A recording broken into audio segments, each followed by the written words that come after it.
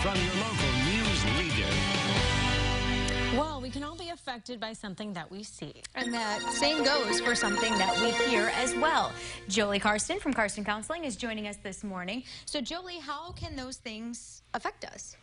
Well, the more that we are exposed to things, the more likely it's going to have an impact on us.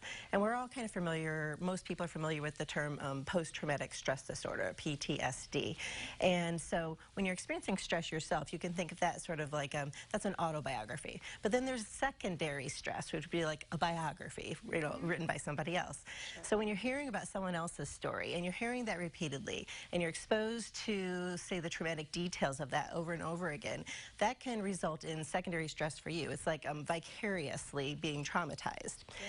Yeah. And so that can result in affecting like how we're thinking, affecting our emotions.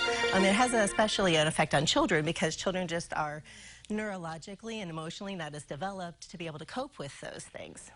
Right. So, and this all has to kind of do with the day and age that we live in today. Absolutely. So when you have a screen that you can just scroll and scroll and scroll and scroll, right. And that actually causes a reaction in your brain of dopamine, which in a sense makes you want to go back. You get this dopamine hit, you know, very similar to any kind of addiction kind of a thing. So it increases your chance that you want to keep scrolling on that way.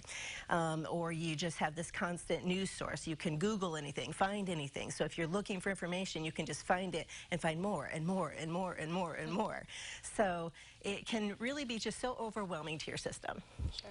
And how can that affect us negatively? So we might have changes in our irritability, we might have changes in our behavior. Kids could have regression, they could have stomach aches, headaches.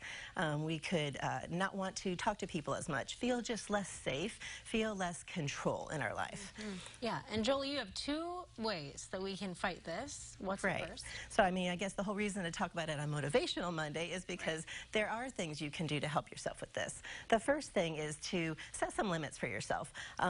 If you have like, if you're looking on your iPhone or your iPad or your other phone, set a screen time limit, maybe for 15 minutes, right? Allow yourself to do that searching, do that screening, do that scrolling, and then stay away from it for a little while. Or maybe you have one day of the week that you're like, this is a screen-free day, right?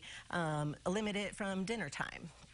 Those kinds of things. So the more that you just set limits for yourself, the more likely that you're going to still feel like you're in touch with things, you're able to get the information. It doesn't have to be all or nothing, but you're not being inundated with it.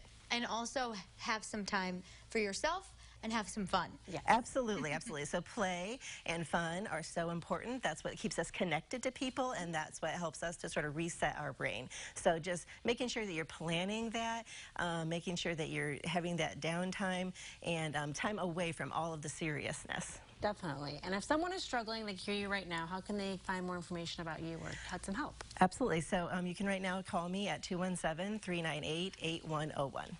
Jolie, thanks so much for being here this morning. Appreciate it. Well, still to come, we're telling you about some fun musical acts coming to Decatur. We'll announce what big shows are happening for Millikan University's 50th Performing Arts season. It's coming up next. Stick with us.